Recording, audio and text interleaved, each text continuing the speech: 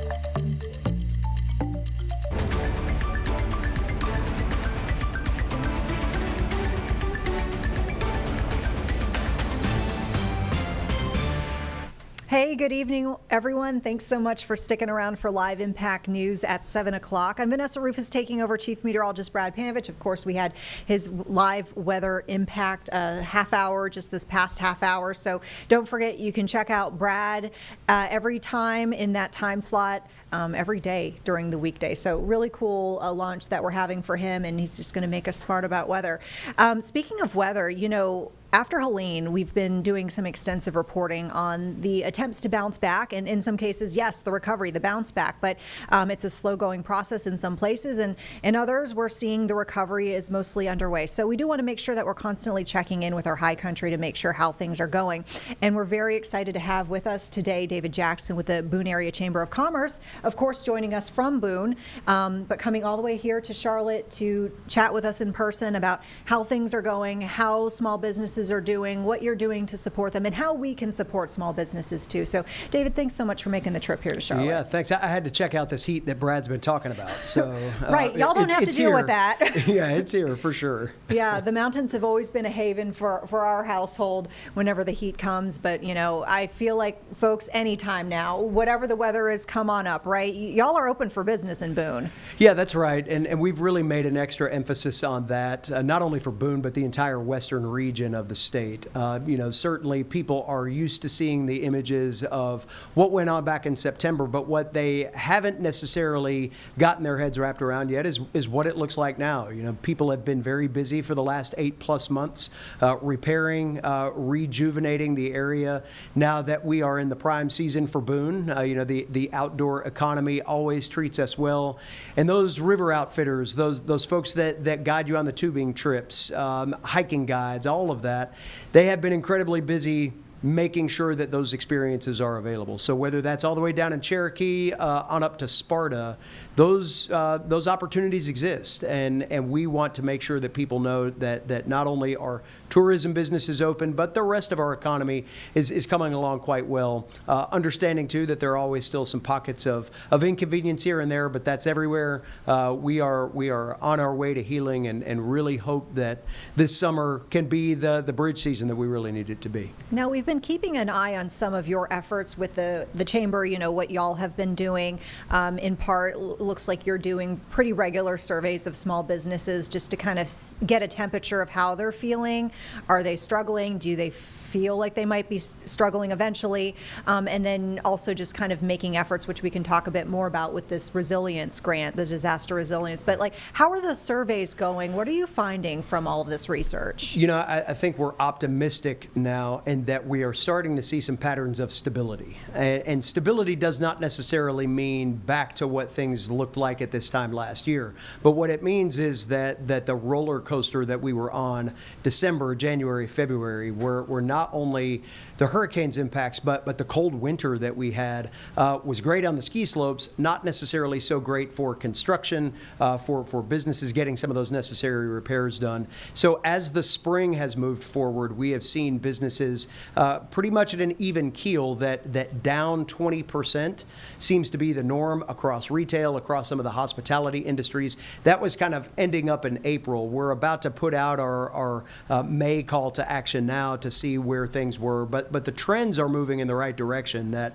we're still seeing some of that I'll call it retail commerce down, but we are seeing visitor traffic start to improve, and we're seeing zip codes that are coming to the community come from farther away. So that means the messaging's getting out there. I think people are finding out, even from word of mouth, that their friends are coming to the high country. They're having a quality experience.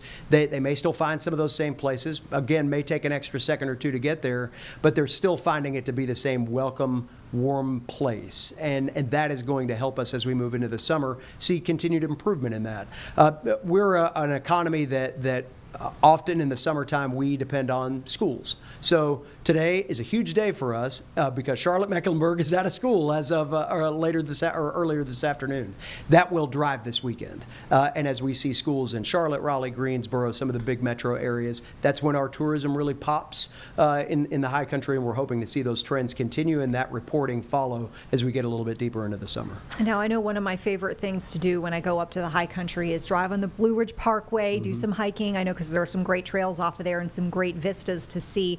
And I realize that there are still some closures, but slowly but surely we are seeing pockets start to open up and trails that start to get cleared out. And I know that's a slow process, but there are still places, right, that you can go and partake outdoors. Yeah, and that's a great question, because this has been a dynamic conversation for the last couple of weeks. And we just actually had a group from the Parkway, Rachel Stasny, who is the acting superintendent of the Blue Ridge Parkway, was among a couple of guests from the Parkway just yesterday in Boone to tell us where we are on Parkway Helene damage recovery, but also, this is a two-part issue. You've got your Helene damage that was extensive on into Virginia and all the way down past Asheville.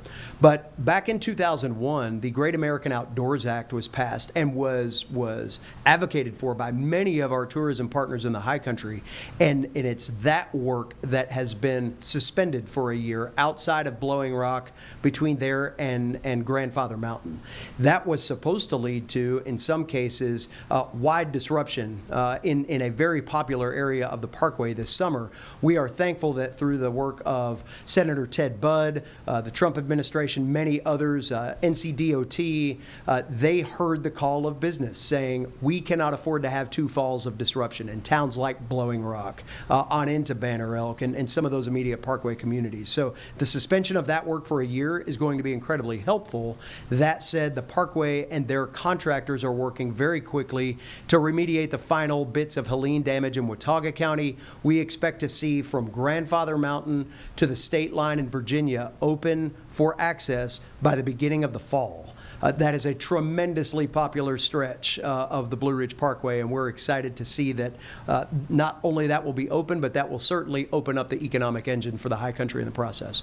Well, so you just mentioned, some of the policymakers and legislators that have been active in trying to aid with the recovery. I did want to ask, how are things going with that front? Because we know it's kind of a multifaceted recovery where you have government pitching in, you have people who are donating time or money, and then your organization, which we can talk, like I said before, about the grants that you've been doing for small businesses, but have y'all been doing any advocacy work to lawmakers, state level, federal level? How is that going? Are you getting what you need? Yeah, advocacy has become our middle name, and really is the backbone of any chamber in any community throughout Western North Carolina, or really anywhere in the country. We have been very fortunate to have a strong coalition of partners throughout all of Western North Carolina. It's the Western North Carolina Chamber Business Coalition. We have united before on many things, like I mentioned, the Great American Outdoors Act just a few years ago. But in this case, we are in constant communication with lawmakers in Raleigh, Grow NC, Matt Calabria, Scott Elliott, all of the folks that lead that effort for Governor Stein have done an incredible job of just paying attention to what is going on, not only in our immediate area, but how some of these issues translate community to community, because we are so interconnected. So we are relying on county commissioners talking across county lines. We're relying on folks like our Representative Ray Pickett in Watauga County, but Ralph Heiss, who represents most of Western North Carolina in the Senate, to not only take his experiences from those days back to his legislative portfolio, but to stay up to date on what the conditions look like now. And then obviously federal partners, it all trickles down. Governor Stein's office has been tremendous. We had his wife, First Lady Anna Stein, in the high country last week on the what we're calling the canoe trip, heard around the world, thanks to some further amplification of that on late night TV. But this is a bipartisan issue. Hurricane Helene seems to be about the only place where we're finding some synergy. And even within that, it is very important to us in Western North Carolina that the Helene bill passed by the House be pulled out of the budget process. We cannot wait 6 months or however long it's going to take for the House and the Senate to come together on their budget plan. That Helene recovery bill that was passed by the House is currently in the Senate's hands, and they want to take it in that direction. We would like to see that taken back out and seen as a standalone bill so we can get that help to people that need it. There's plenty to argue over with the rest of the budget process, and we can leave that to them. But that's where our advocacy goes, and we're happy to see that that is a region-wide effort. Again, from Asheville to Boone, Marion, Hendersonville, and beyond, we're all united in what's best for the business community and best for the quality of life for Western North Carolina. So with that, yes, we are burning up the roads to Raleigh just about anytime we get the chance. Yeah, and I keep alluding to the fact that y'all have this disaster resilience grant, which you've been helping a lot of businesses, and you've been getting a lot of applications asking for help. I checked in with some of the numbers, and I think at last time that I saw, and it was probably higher at this point, it was upwards of $500,000, but it's probably more, right? at Yeah, this point? so our latest round, a third round of funding that's come through the Disaster Resilience Grant through the Boone Area Chamber of Commerce Foundation. We put $520,000 out in the community in round 3. Part of that came through a $400,000 commitment from Mountain BizWorks, a tremendous partner of ours, a CDFI located out of Asheville. They got some very specific funding for what they call extreme rural downtown communities. So these are places like Lansing, Fosco, Valley Crucis, some of these not incorporated, but we know them to be very important centers for commerce in our individual counties. We have done this grant program in cooperation not only with Mountain BizWorks this time, but across an area that includes Watauga County, Ashe County, and Avery County. So places like Newland, into, I mentioned Lansing earlier, those are some of those communities that are the lifeblood of our outdoor economy areas. They are the river put-ins, and they're the places where people congregate after those great days on the hiking trails. They are among still some of the communities that have seen the least impact from some of the funding measures and just simply the time it takes to rebuild those communities. So I'll say this to nonprofits that are out there, whether it's the Boone Area Chamber Foundation, whether it's Samaritan's Purse, Wine to Water, some of these other organizations that have been so helpful. The nonprofits have really carried the direct grant load for this disaster at this point. That's not to say that state partners, especially in government, aren't doing what they can, and there's obvious coordination with FEMA that has gotten very complicated lately, but that is all still very bureaucratic in nature and is not necessarily trickling down to the people that need it fast enough. Now, Grow NC has done a great job of helping trying to find where some of those gaps are and take away some of that burden, but it's the nonprofits that have helped our community rebuild as fast. So we have raised over $1.2 million for our disaster efforts. That includes a $206,000 investment we made in wiping away the October tuition payment for about 36 licensed child care facilities in Watauga County to alleviate that burden, and then close to $1 million on its own in just disaster grant work. And we're about to get into round 4 again, too. We know the need is there. This stalled Helene recovery bill in the budget process has a grant attached to it that would be incredibly helpful for businesses. It's the first time that we've seen revenue loss brought into this conversation. So we know we're going to have to get our coffers filled back up again because this process is dragging on too long, and the nonprofit community is going to have to come through with big work again. And unfortunately, we've got a lot of other work to do too, but we know that for our region to fully recover, we've got to do this and we've got to make it a priority. No, I recently got deployed to Asheville several weeks back, but it was around the time that Governor Stein was visiting, and we met him at a firehouse. He spoke some words about a really terrible situation where that particular community had lost, I believe it was around 13 people, all because of Helene, and a lot of them were from the same family. But I remember he spoke a figure as it pertains to economics, and when we speak of small business, I believe it was 40% of businesses don't reopen after a major disaster, and he said that this was something that needed to be avoided in the case of Helene. Is that a fear of yours that this might come to fruition? Do you feel like so far you're avoiding that fate, or do you feel like we're still kind of maybe heading down that path without help? I would love to give you the Chamber of Commerce answer and say, yeah, we're fine, we're good, and we're not. We're just not. That statistic that Governor Stein mentioned comes from the Small Business Administration, and yes, 40% of businesses that have been involved in a disaster of this magnitude do limp along for a while and ultimately find that the circumstances are insurmountable. We are seeing that in Watauga County. We're seeing that in Avery County, Ashe County, and all throughout the Western North Carolina region. That is a part of reality. Part of that reality is the timing of how aid is getting to people.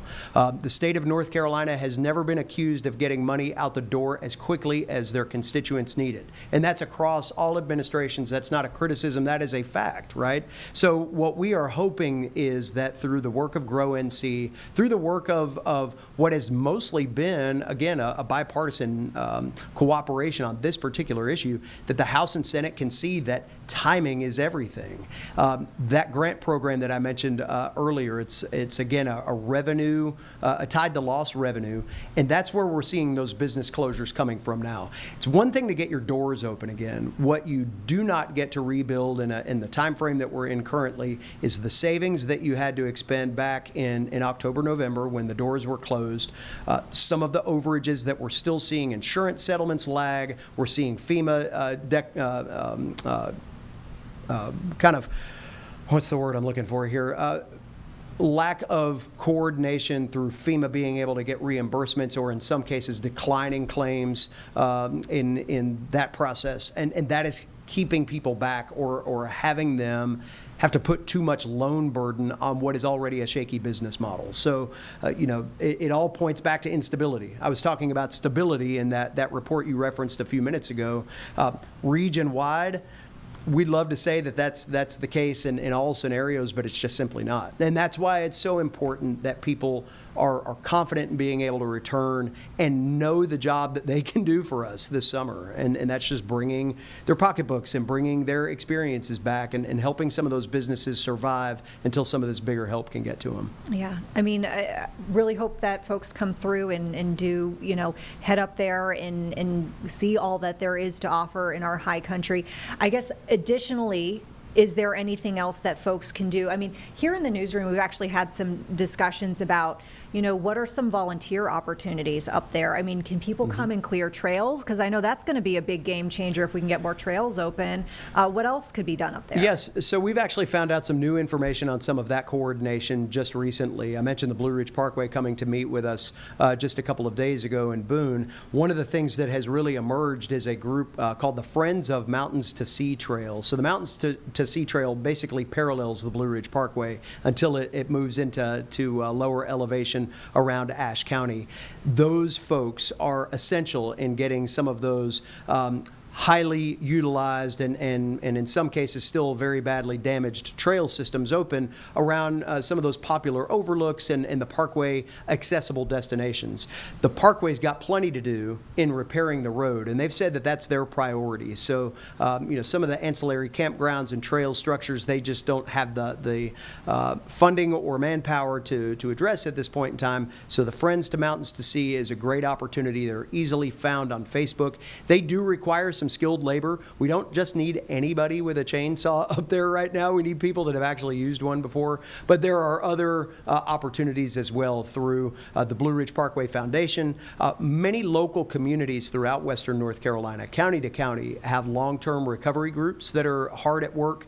You can contact your favorite local county's long-term recovery group for some more specific efforts.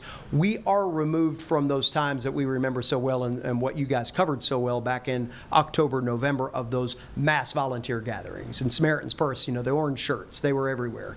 That time has subsided. We don't necessarily need that broad scope, but what we need are more targeted things. So people with specific skill sets, especially as it relates to outdoor work, clearing some land still, helping people gather up some of their household and vegetative debris for the debris removal program that's at work right now. Those are the things that we still need. And again, communities are doing a great job coordinating that. They can be efficient with that. And if that needs to be part of your summer adventure, we've got plenty of opportunity for that throughout the region. Yeah, I'm sure there are a lot of folks who maybe need a summer adventure and maybe a summer project. It always does well for the soul to help your community. Right. So that's something certainly to put on the calendar. As far as it being hurricane season, I did want to ask, what is the talk like around town? Are people going, we're in hurricane season again, we're still cleaning up from Helene? Is there nerves going on at this point? I will tell you, and from personal experience, anytime that we have a significant weather event, there are nerves. And I think anybody that's been on the coast through a hurricane could probably say the same thing. We just had a pretty significant rainfall event just a little over a week ago in Watauga County, and the anxiety that goes around the community is real.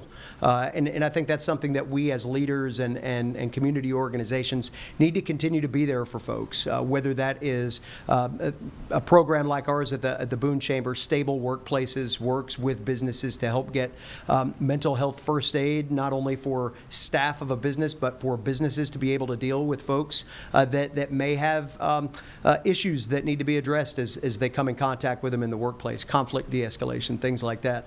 But by and large, we saw that storm sitting off the coast just like you guys did at the beginning of hurricane season, and think not only, hey, what happens if we have something like that happen now, and again, a lot of work has gone into that resilience. But we also know, too, that there are other areas of our state that are equally as vulnerable as we were to the remnants of things. We have said all along, and believe this with every fiber of our being, that Western North Carolina is going to be alongside whoever this happens to next.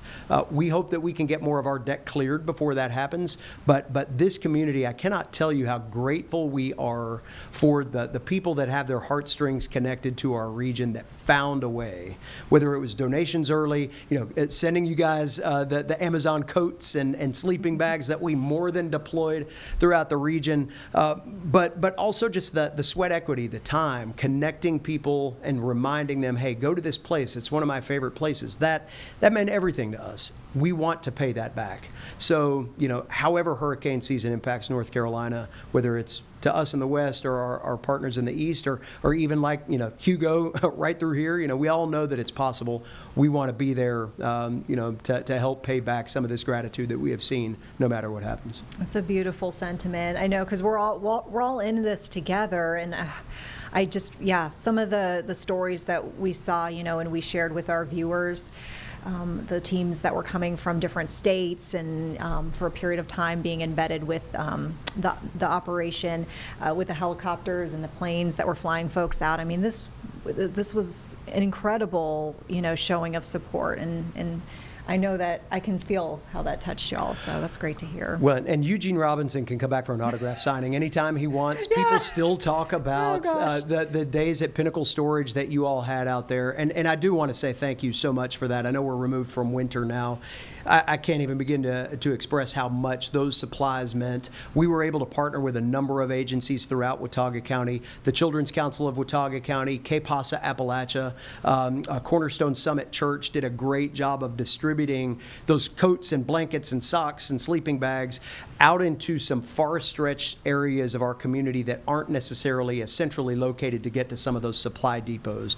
And as I mentioned earlier, we had a pretty cold winter, so couldn't have come at a better time. And I know that those resources will be able to be utilized by families not only this past winter, but moving forward as well. And it's that kind of gratitude that we're talking about. We might not necessarily be able to leave our post right now and go grab a shovel and go east, but we can direct resources, and we do remember the partners that helped us. And so however we can be helpful in the future, that's the way we want to be. Well, I can't speak for Eugene, but I feel like I can say that he would gladly go back up, and as would I. And yes. We had such a great time too with that effort, but also afterwards we had a great time going downtown and exploring some of the businesses there, and we ate at phys ed, and I dreamt about those cauliflower wings for weeks afterwards, and even went back to get them. So there's some really great stuff. We enjoyed kind of getting to explore too. Well, and I think that's the part that we're hoping that through this summer and the Western North Carolina Open for Business campaign can remind people that, phys ed is open, as is Espresso News right across the street, and Lost Province Brewing Company, all those businesses in the Main Street communities throughout Western North Carolina.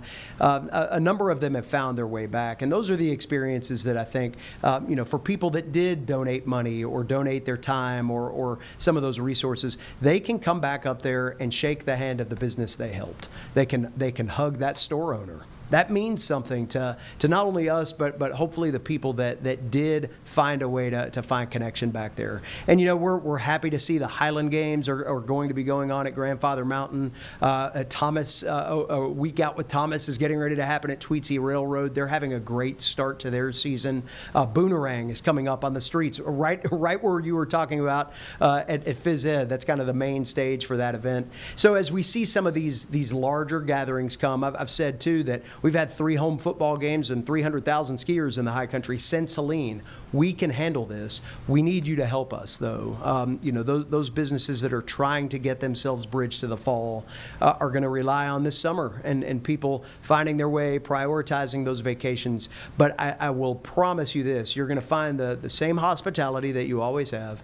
You're going to find incredibly grateful people that will see you prioritizing coming to see them. I had a conversation just yesterday with River and Earth Adventures, Grant Seldenbridge, good friend of mine, and he said that there was a rafting group that came up. They stopped at River Girl and Todd, and they came to his place at River and Earth Adventures, and they said they did that because they saw those 2 places featured in some of the content from First Lady Anna Stein being in the Todd area just the week prior. That's everything to us right now. So the more you can prioritize those opportunities, I think the quicker we're going to bounce back, as everybody says. Yeah, so go and spread the word. Before we start to wrap things up, what have you learned, about yourself, about your community, coming through this storm? Yeah, that's a great question. I think I could boil that down to just the special nature of the people in our area. Appalachia culture is seen so negatively sometimes. It is portrayed in a negative way. It is really a beautiful thing when you see the way that people can be resilient and neighbors help neighbors. We're still seeing so much of that within our communities right now. Friends Road is still washed out. We're gonna go get that gravel and help them out. Big things, little things. We just got our school system year completed. Watauga County Schools dismissed on Friday. My daughter graduated from high school in the middle of all of this. Watauga County Schools was a beacon for us in keeping community united. Those partnerships, Appalachian State University's role in all of this, and not only the first few days after the storm, but now they are kind of the leaders in helping match up innovation and some of their intellectual capacity on campus with grants that are coming forward, some of the intricacies of those funding streams that can go to revitalization and rebuilding rivers and rebuilding some of that economic vibrance. Take people that are pretty smart and know what to look for in those things. So we are relying on one each other. I think reliance. Your community may be the place that you park your car and you walk inside your house every night. But when something like this happens, you're going to find out that people pay attention. They pay attention to their neighbors. They know what they can do to help one another. And when the call comes, they're going to answer. That's what we've experienced in Western North Carolina, certainly in the high country and in Boone. And I hope everybody else has their own pocket of that, should you ever need it, because it's a beautiful thing and it gets you through these times. Yeah, mountain strong for sure. We saw it play out. We see it play out to this day. David, anything else you want to leave our viewers with here on Live Impact News? Yeah, again, just a sincere thank you for everything that you all are doing here at WCNC. You've been tremendous partners from the start. Everybody, every show, everybody is communicated our needs well. I think our need right now is to kind of refresh the imagery, and part of the Western North Carolina Open for Business campaign has been meant to do that. Remember that what you saw in September is not what we're going through now, and there has been so much beauty that has come along from the rebuild, and in some cases building better than ever before too. So we're going to have these conversations going on for years though about what resilience looks like for Western North Carolina. So I would encourage those that are in those areas to engage in those conversations to make sure that our community is stronger the next time that this happens. But the best thing I can say is come and see us. We cannot wait to see you. We cannot wait to say thank you and appreciate the opportunity today. Absolutely. We'll see you soon. Yeah. David Jackson, Boone Area Chamber of Commerce, thank you so much for spending some time with us and coming to visit Charlotte, and we're going to come to visit you. Awesome. Can't wait. All right, folks, here on Live Impact News on WCNC Plus, stick with us because we have some breaking news to get to, and we've been watching quite a few feeds coming to us from the West Coast. We've been talking about some of the protests that have been underway for the last several days there. So we want to turn quickly now to what looks to be a press conference that is in progress still. Local leaders are talking about ICE and Homeland Security tactics, and they're talking specifically referencing messaging to the immigrant community as far as resources and what things people need to know. Let's go ahead and take that now. And once again, stick with us. We'll break back in with any new developments here on Live Impact News. Hell-bent on stroking fear, rolled in with their tanks and their armored vehicles. Donald Trump's regime is waging a war on undocumented families, on working-class communities, on our community here in Santana. And as elected leaders, we will not stand in silence. Our city does not need the National Guard. We do not need militarized personnel and tanks rolling down our streets like an occupied war zone. I demand today, in the strongest possible terms, that this federal administration immediately withdraw the National Guard from Santana and Orange County. And let me be clear, we will continue to stand with our undocumented neighbors. We will defend them. We will protect them. We will not be silenced or intimidated, not by ICE, not by DHS, not by Donald Trump, not by any regime that seeks to strip human beings of their dignity and their rights. A nuestras familias inmigrantes, a nuestras madres y padres que hoy tienen y viven con miedo, nunca estarán solos. Aquí en Santana, en su comunidad, su familia, siempre los va a proteger y siempre los van a defender. Nos quieren callados, nos quieren con miedo, pero les digo con todo el corazón, la gente de Santana no se rinde. Aquí luchamos por ustedes, por sus hijos, por su dignidad, por su derecho a vivir sin temor.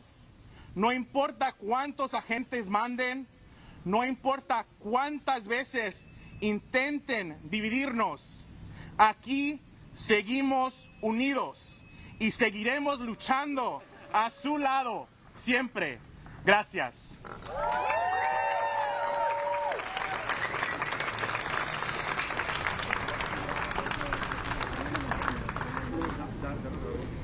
Good afternoon. Buenas tardes. My name is Caitlin Brazier Sevis, and I serve our community as the proud Vice President of the Santa Ana Unified School District Board of Education.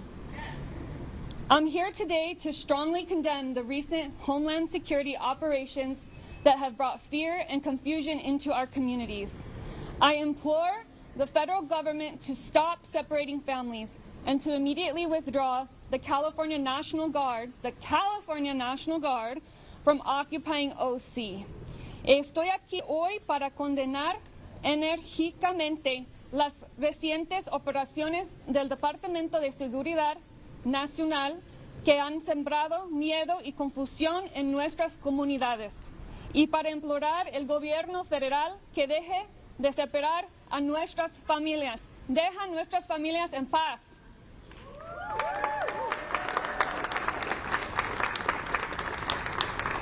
In recent weeks, individuals have been detained while complying with court orders, jornaleros arrested outside of Home Depot, and elders targeted at bus stops. These are intimidation tactics meant to silence and divide.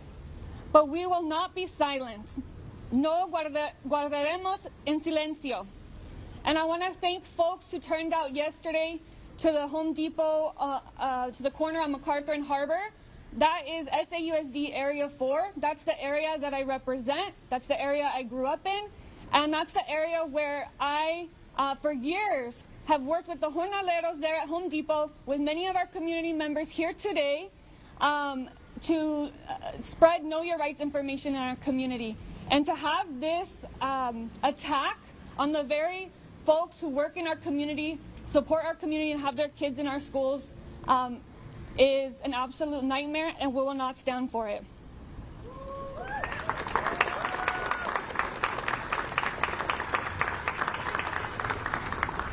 No child should sit in class wondering if their parents will make it home after school. Ningún niño debe preocuparse si verá a sus padres al final del día escolar. And no parent should fear that dropping their off at school might be the last time they see them. Ningún padre o madre debe temer que dejar a su hijo en la escuela sea la última vez que lo abrace. In SAUSD, our campuses are safe, welcoming spaces for all, regardless of immigration status. I want to give it up for our educators, many of who are here today, fighting for our families and students.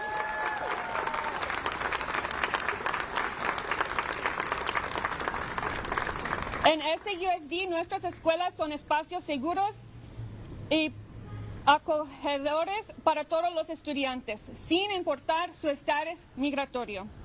We have firm policies against cooperating with ICE, and our school staff are trained to protect the legal and educational rights of all students and all of our families. As Vice President of the Santa Ana Unified School District Board of Education, I want every family to know, you belong here. Ustedes pertenecen aquí. We see you and we stand with you. Los vemos y estamos con ustedes en solidaridad. Aquí estamos y no nos vamos. Gracias.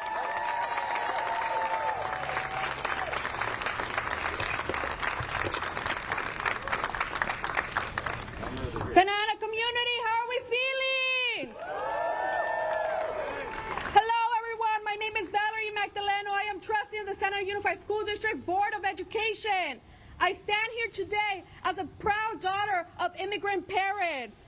Parents who have worked hard to build a life here, like I know most of your parents have us too. And like many of you, I am horrified by the actions taken by the Department of Homeland Security. We are witnessing ICE raids happening across our cities. They are detaining our working class families, our parents, our teachers, our uncles, our aunts, and even our grandparents. We demand that the federal administration immediately withdraw the National Guard from Santa Ana and all of Orange County. These raids are an attempt to intimidate us, to silence us, and to bring fear into our community. But let me be clear, we will not be silenced. Yesterday, I stood side by side with our community members who were peacefully protesting, and I urge you to continue raising your voices loudly but peacefully. I will continue to stand with you, and I will continue to fight for the rights of our immigrant students, families, and our community, because our students deserve to go to school to focus on learning, not in the fear that their parents will be taken away. In SAUSD, our schools are sanctuary spaces. Every student is protected and every family is welcome. Our district staff has been working hard to inform our families about their Know Your Rights workshops and about the rights that they have as individuals here in Santa Ana. And our teams have been trained to ensure that our families and students are safe. As your SAUSD board member, I want our families to know we are here for you, we will fight for you, and you are not alone. Para todos nuestras familias, quiero que sepan, estamos con ustedes, porque el pueblo unido jamás será vencido. Thank you.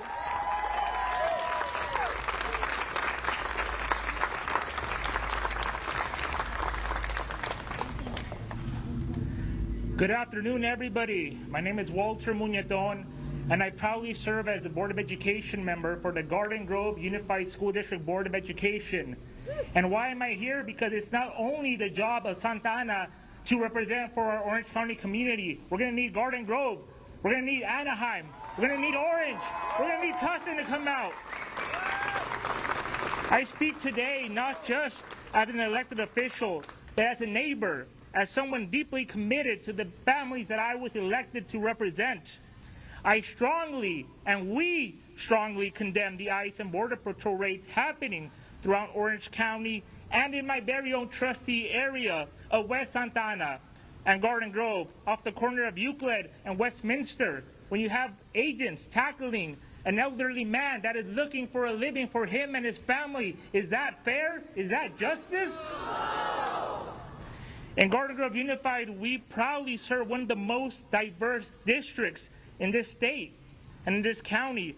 A cornerstone of that diversity is our vibrant Vietnamese community, communities that have shaped cultural, economic, and the civic life of our community for many generations. These ICE and HSI raids send a chilling message that no matter how long you've been here, no matter what you contributed, you are still not safe under the eyes of this current administration. And is that fair? I don't think so. Our schools must continue being a sanctuary of learning, not centers of fear. As a licensed clinical social worker by trade, I know education cannot thrive in an environment where students are afraid that their parents may not be home when they are outside of class. And I know my OC educators for justice feel the same way. It shouldn't be up to educators to serve as therapists, to serve as caregivers, to serve so many different roles because our own government can't get their stuff together. And to my fellow local elected leaders, we must act, we must be visible, and we must clearly say our communities will not be silent in the face of injustice. And if you don't live in this community and you hail from another city or jurisdiction, ask your representatives, what are they going to say? What are they going to do? Do they even give a damn? Because we need them now more than ever. To the families in my trustee area and across Garden Grove and West Santa Ana, west of the Senate. All right, folks, Vanessa Rufus here in the Live Impact News studio. We will continue to monitor this press conference regarding some of the ICE activity.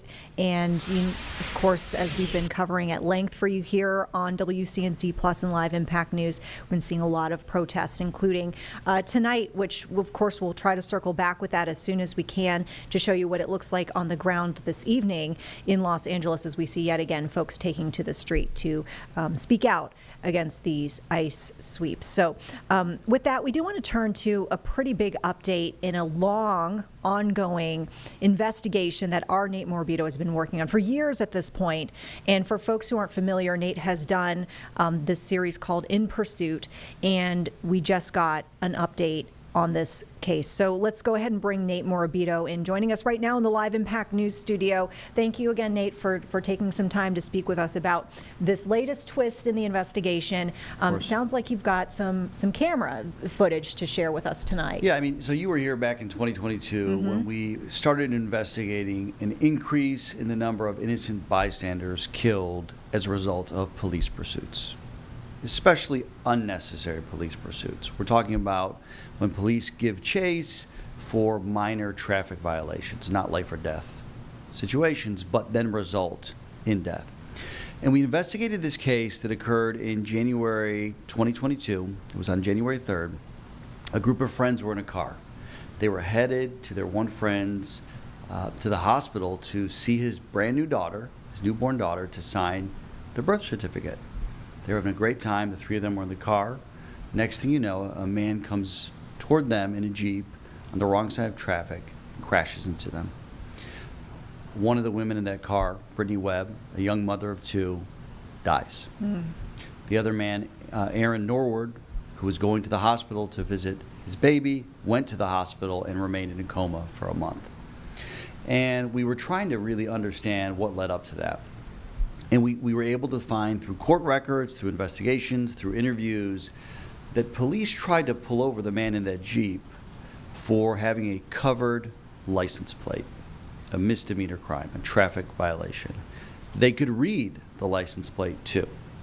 That's what they said in the warrant. They could read it, but they still decided to try and pull him over. He didn't cooperate. And anyone who's involved says, look, this guy should have pulled over. I mean, like, that's number one. For sure, he should have pulled over. You can't run from the police. There's a lot of reasons why a person like him might be afraid of the police, though. But you consider that. They continued to try and get him to pull over. He wasn't cooperating. And what we really didn't have was the full, uncensored truth. We had what we could get through our investigation, but the only way to really understand what happened was to get the body camera footage. So I petitioned a judge in 2022 and went before him and argued our case, saying that this video should be released to the public. They deserve to know what happened before, during, and after this pursuit, especially because an innocent person died. And at the time, the judge says, well, I agree with you, but we're not going to release this video until the criminal case against the driver has concluded. That driver pleaded guilty in December to second-degree murder and assault with a deadly weapon. He's serving a minimum 10-year sentence in prison. You have to go through to make sure there's no appeal. And today, CMPD released the video to us at noon. And let me kind of talk through that first and foremost, because it's one of the worst parts of this job, honestly, is having to look at these videos. I've done it multiple times now. I generally will only get involved when someone has died. And they're heart-wrenching. Mm-hmm. You know, in this case, police, by the judge's order, kind of made it a blur or a black box to hide some of the really sensitive stuff, which I was all for. I don't want to see that. I feel terrible. I would not want the public to see someone in their final moments. Yeah. But I have seen people die on camera after being shot by police, and it's horrible. I mean, you see these people who are at the scene, these cars collide, and you hear these screeches from people, from a friend, from a person that was in the car. You know, one person's unconscious, the other one's getting CPR. It's everyone panicking, police are coming from everywhere, and it's just really difficult to watch it. Today we got 42 videos, and immediately you start looking through them. I'd already known there was a lawsuit filed against the city and the two officers in question in this case, so I knew a bit what to expect because it was laid out in the lawsuit, what attorneys for these families had argued. And what we found is that this man did not initially stop, but fairly early on, he did stop. And what did police do? They opened the door, pulled a gun at him. He took off again. He stopped again a short time later. Police, two officers get out of the car and point guns at him, and he leaves again. We see an officer, a different officer, throw a trash can in front of the Jeep to try to stop him. There's kids like playing basketball near here, by the way. This is in a neighborhood. And then he gets on Statesville Road. This is at rush hour. Right, this is like a little after 5 o'clock in wintertime. It's getting dark out. You can imagine how busy it is. And this man is speeding up. He's really trying to get away from them at this point. And he crosses into the other lane of traffic and he collides. And it's terrible because this shouldn't happen to innocent people. And that was the point of our investigation. This is happening at a record number. Including in Charlotte, there was an increase in these pursuits. And at the time in 2022, CMPD wouldn't talk specifics, but generally they said if someone violates a policy or the rules, they're punished. And they also said, we're humans here. You know, in the heat of the moment, we have a decision to make. Is it worth it to try and get someone? And they said, we can't be right every time. And I kind of said, I remember this because it was a really important moment in that interview. I said, the public expects you to be right every time. And in this case, based on what I saw after the crash in these videos, it's clear that a supervisor told them not to chase this man. Why were you all chasing him? Didn't you all hear me? What happened was his question to one of the officers when he got to the scene. So you have these orders given and ignored, and then someone dies. Another person's life is changed forever. And we sat and we talked to Aaron Norwood. He's one of the survivors. And it's just so painful to listen to these people who are just going about their normal life. It was supposed to be like the happiest moments of his life. He had a new baby, and one of his best friends gets killed. He goes into a coma. He needs severe rehab. And what experts would say is that these kind of things are preventable. They're unnecessary and they're preventable. Going back to the beginning, the driver should have stopped. If cops throw their lights on behind me, I'm going to pull over. But other people who are not in my position and who don't look like me have a history of a mistrust of police. And they have reason, experts will say, to be afraid of them. And so we don't really know what was going through this man's mind about why he ran. But after he was arrested, he questioned them. You hear this in the video. Why were you all following me? The lawsuit alleged they were following him throughout the day. They really didn't find anything on him. At that moment, he was doing nothing that any reasonable person would say is threatening to anyone's life. I mean, when they saw the license plate, right? And at that point, the policy, the directive would say, it's not worth it. But these officers made the decision they thought it was. And if they had just gotten him and no one had been killed, probably no one would think anything of it. But unfortunately, we have hindsight. And something that really struck me in these videos today, too, Vanessa, and we're going to play some of it tonight at 11. Another cruiser came up to the scene. And it's a busy road. Statesville Road's a busy road. And this officer starts laughing. This is a huge intersection. They're dumb. They better get their story straight for internal affairs. And then they realize their body camera's on. We had one of our photographers, Pierre Simmons, drive up to New York to interview the family of Brittany Webb. And I don't know if they've seen that video yet, but I can only, it gives me chills to think about them hearing that. Or hearing the supervisor ask, why weren't you listening to my orders? This is a family that loved this daughter of theirs. She has a sister who talked very glowing about her. She has kids, and they don't have her anymore, no fault of her own. And it's just, to me, it's most frustrating that it's taken 3 years essentially to get this video because people move on. And I was very pleased. Initially, it was just us reporting this. But I've seen quite a few of our competitors today put this video out there too. And I think that's important. And I do want to tell you one more thing I think is important, just so you get an idea of the process here. CMPD told me several weeks ago they're going to release the video at noon today. They had to show it to City Council last night in closed session. And when they release it to me at noon, they release it to everyone. Mm-hmm.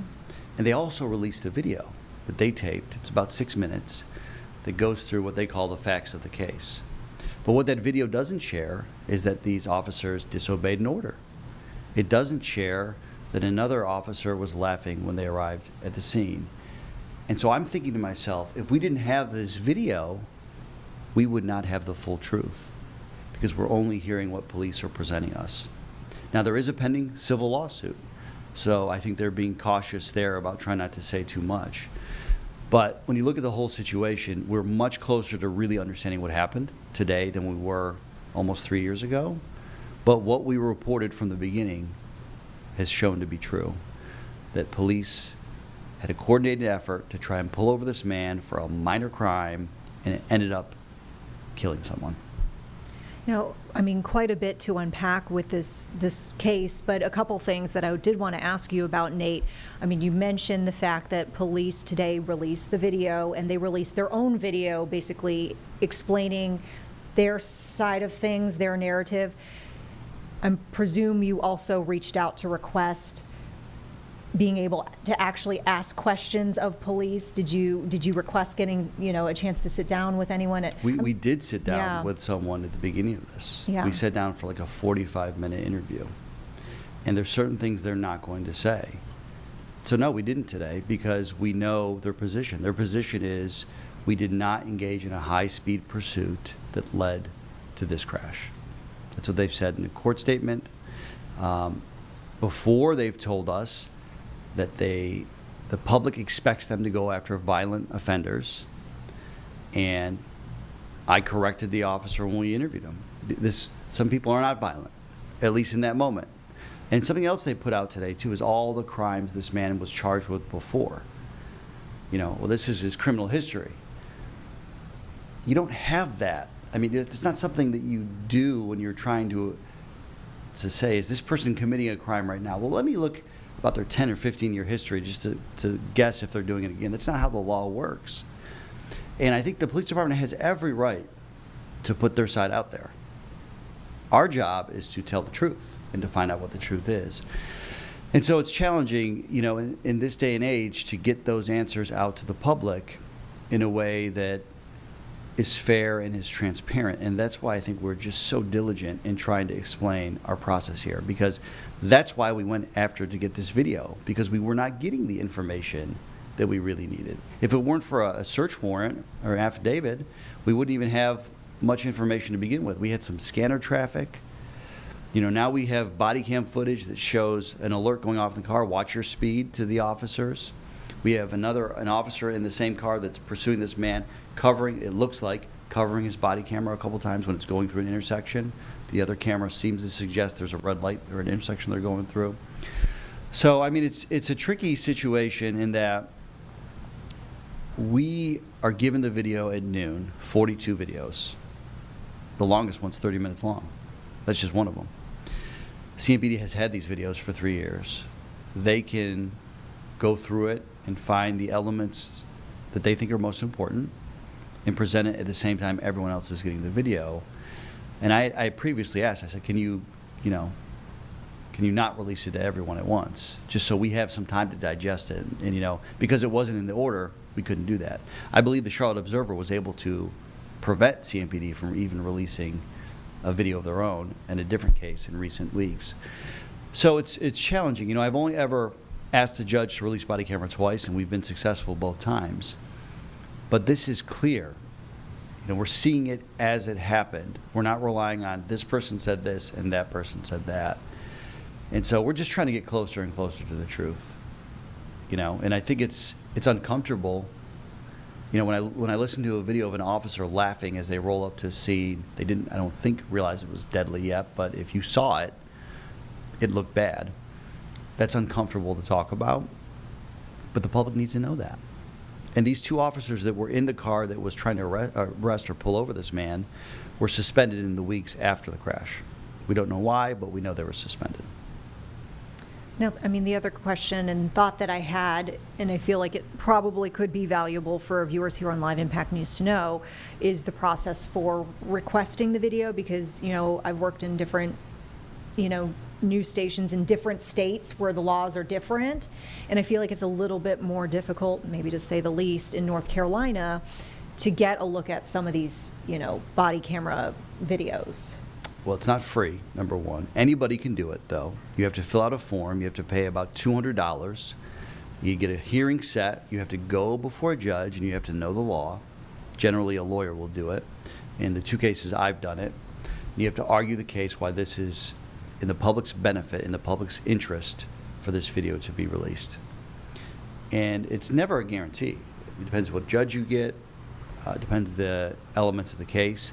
Usually, the district attorney's office and police department don't want the videos released. They usually fight the release of them. In this case, the families wanted them released. That's something that you'll hear a lot. Well, the families may not want this out there. Well, the families did want this out there because they want the public to know what happened to them. So it is a bit of a process. The first one that we requested was for the killing of Danqueris Franklin, I think in 2018. And we went before a judge, and the judge released it to us and one of our competitors because we argued at the same time. And we had a couple hours to kind of look through it and then publish it out there. But I'll tell you today even, we're just so careful. We're not trying to pull out just a headline here. We're trying to actually piece together a puzzle to help people understand. But if you wanted a petition for a law enforcement video, you fill out the form, it's online, you go to the courthouse, you hand it in, you get a court date set. And then you go before a judge. And then you're at his or her mercy. Yeah. Definitely a lot more steps than maybe in other states. In piecing together the puzzle, as you put it, we've heard you talk about this before. The research certainly points to the fact that the pursuits in many cases don't pay off, and in a case like this, unfortunately, can really hurt and sometimes kill people.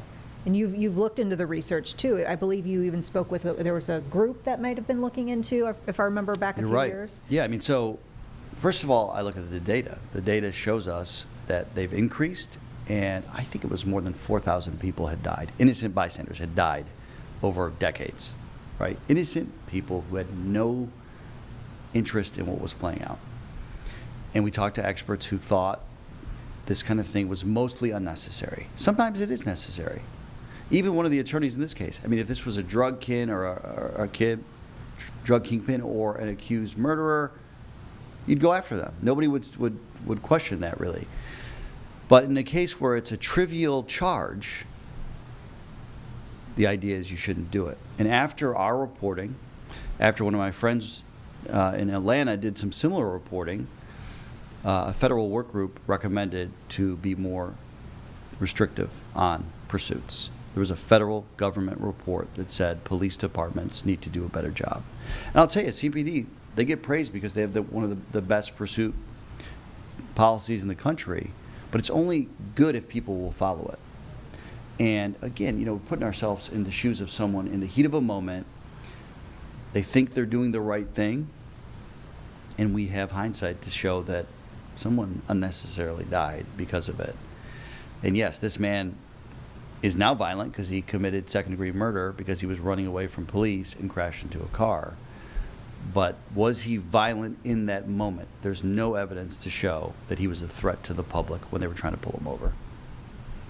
So tonight at 11, we'll obviously see some of this video. What other features will we see in the report?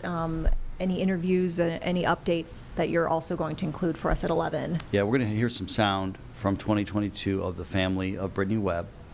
You're going to hear from Aaron Norwood, who was injured in this crash. You're going to hear from their attorneys. And you're going to get to see for yourself what played out in these cars. The argument is that instead of de-escalating this situation, CMPD escalated it, scared this man even more than he already was. This man drove into oncoming traffic and crashed into someone. And the attorneys will say he's not the only one responsible here. They believe the city of Charlotte and these officers are responsible too. They believe that that decision set off dominoes, a chain reaction that ended with Brittany Webb dying.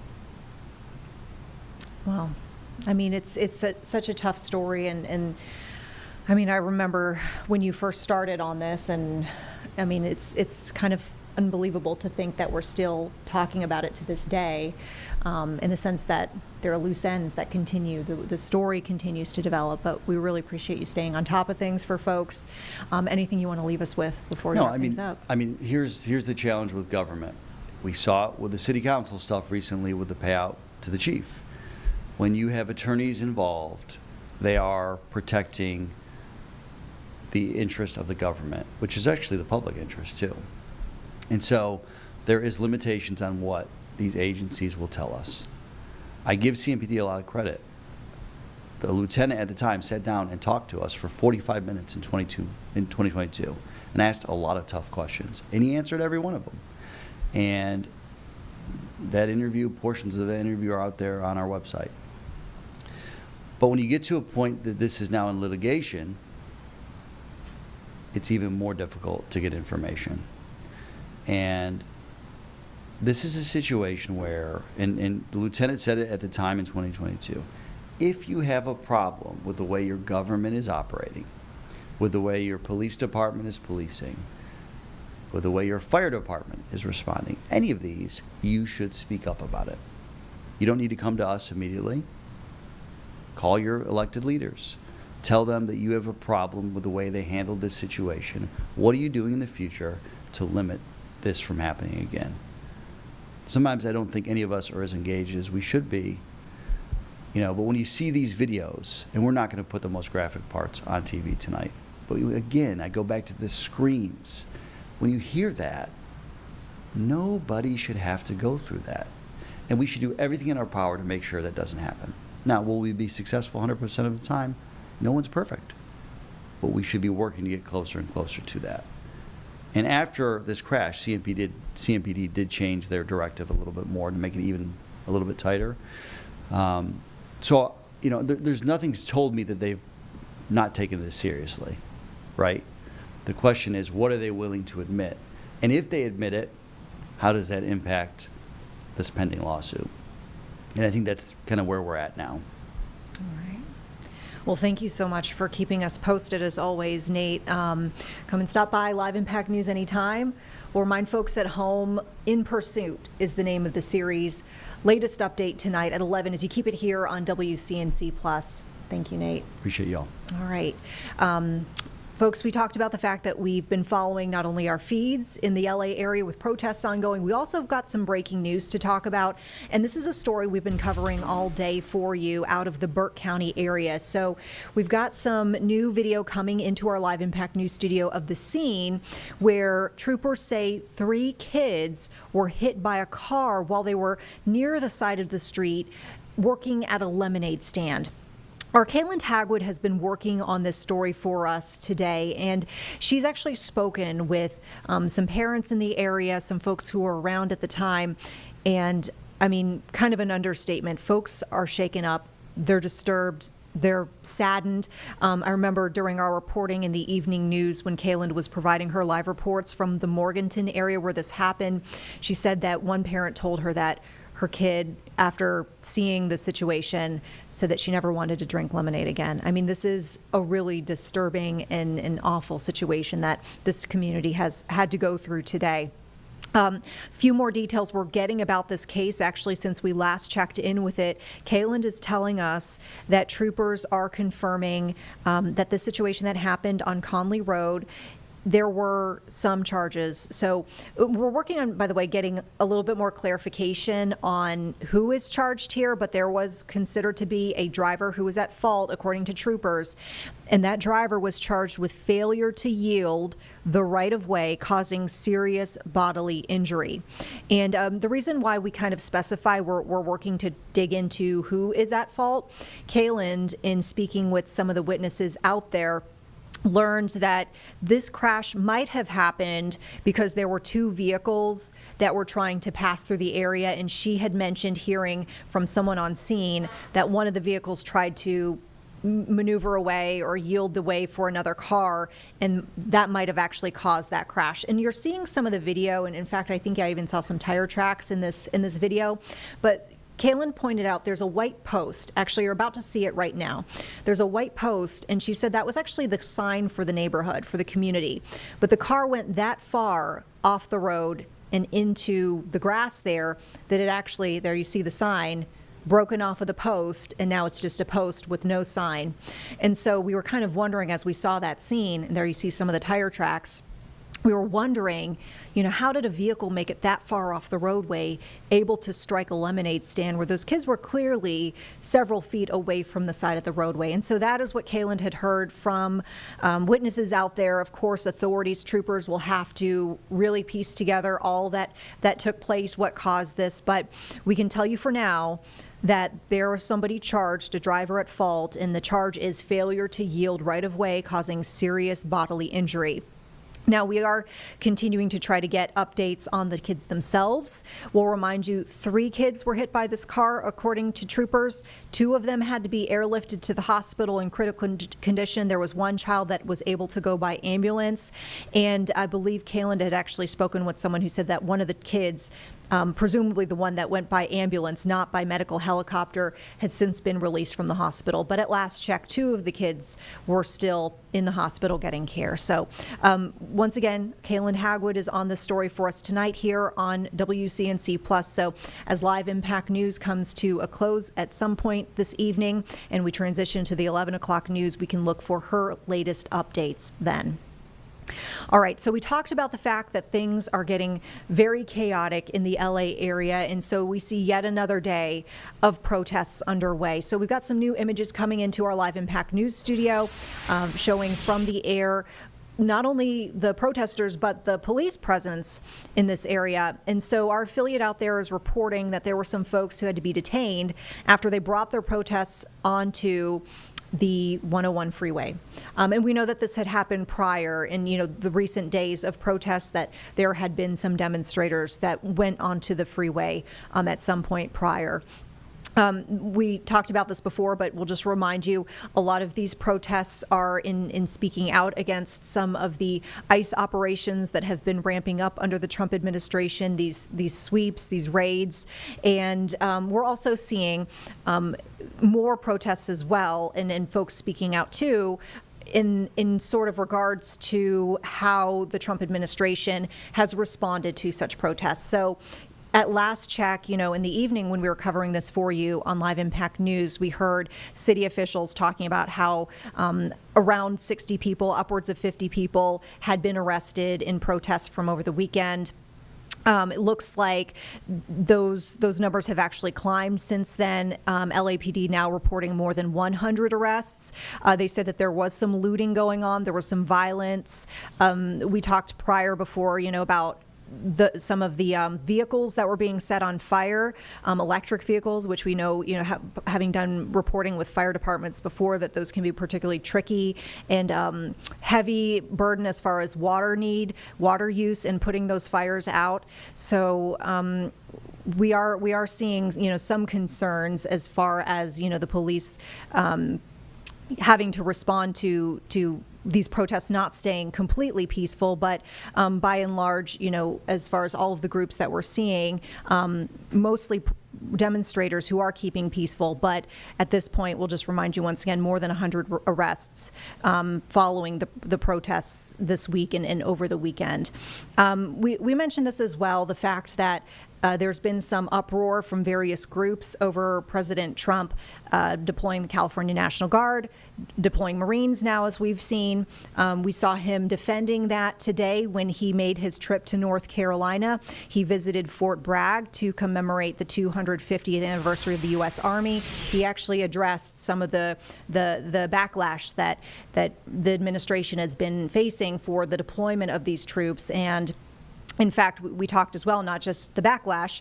California Governor Gavin Newsom and the Attorney General had filed a suit over the president's deployment of the National Guard within California, seemingly without the permission or request of the governor himself, which we know that the president has said he feels is fully within his purview to do.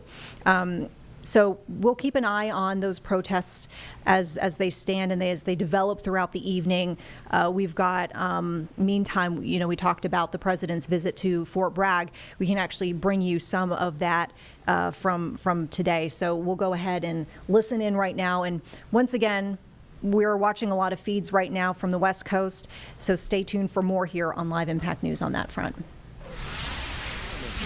Welcome the 29th Secretary of Defense, Pete Hegseth.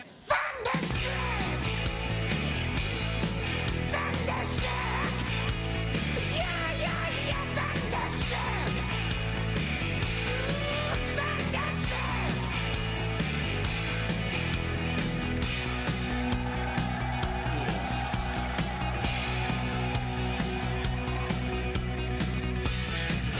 I was shaking out the knees. Can I come again, please? Whoa! Well, good afternoon, Fort Bragg. It is Fort Bragg, isn't it? Let me tell you what a privilege it was to be just a few miles away from here, watching a sheer demonstration of military power from the All-Americans.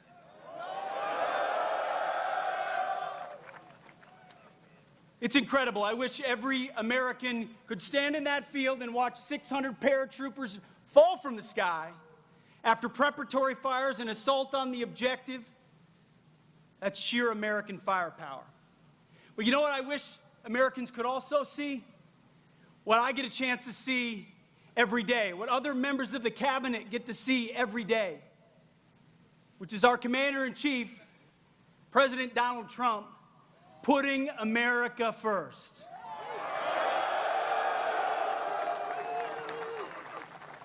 It doesn't matter the situation. whether he's meeting with foreign leaders, we're meeting in the Oval Office, or he's talking to soldiers, he's the same leader we know and love. He's laser focused on America first, on peace through strength, and on supporting our American warfighters and vets.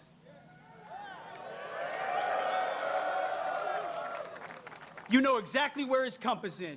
You know exactly what he believes. And what I tell troops when we travel across the world, and I've had a chance to meet so many of you fine Americans, what I always say, the message from our Commander-in-Chief is, he has your back.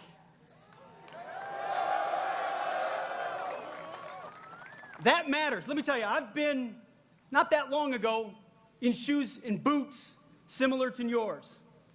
And when I was going on a mission, or I was about to take part in something that was uncertain, involved complications, the fog of war, all I wanted to know was that my company commander, battalion commander, brigade commander, division commander, and my commander-in-chief had my back when I had to do difficult things on behalf of the nation where politics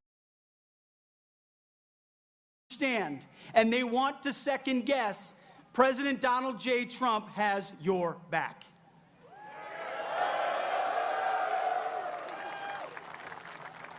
So at the Defense Department, we're doing 3 critical things at his direction. Number 1, we're restoring the warrior ethos. We're getting back to basics. Standards, accountability, readiness, training, warfighting, lethality. We're not a college or a university. We're not interested in your woke garbage and your political correctness.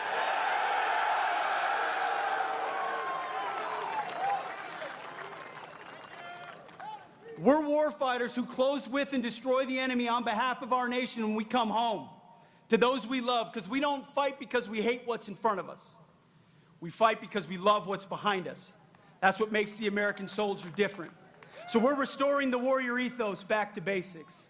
We're also rebuilding our military. We'll have the first $1 trillion budget. You will have the best equipment in your hands to stare down the enemy. From multi-billion-dollar platforms to the best rifles, to the best equipment, to hypersonics and drones and fighters and jets, ships and carriers.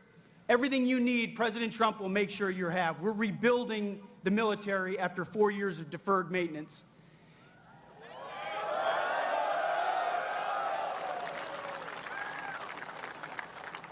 And finally, we're reestablishing deterrence. Our allies know that we stand with them, and our adversaries know what we are capable of doing to them, so that we can maintain peace through strength. President Trump seeks peace. He wants peace. So do I. So do you. For our families, for our kids and our grandkids. But those who long for peace must prepare for war. And that's something the 82nd Airborne, America's 911, does every single day. So it's an absolute honor to be your 29th Secretary of Defense. You have my pledge that every single day our focus is on you and your mission and having your back. And you're about 1 minute away from hearing from your Commander-in-Chief, President Donald Trump. God bless you and God bless our nation.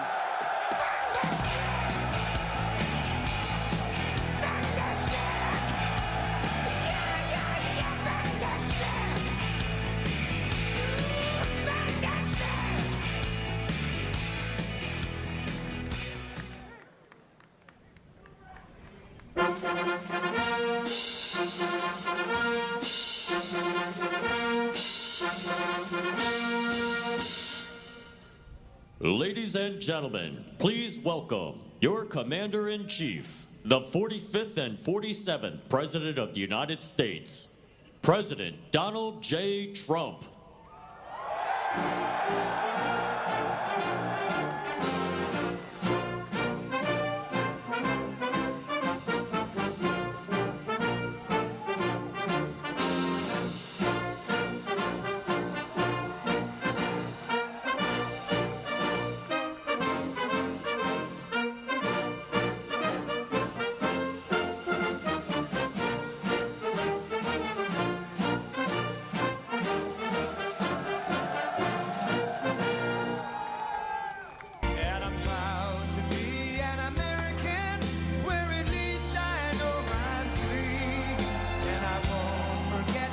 men who died, who gave that right to me, and I gladly stand up next to you and defend her still today.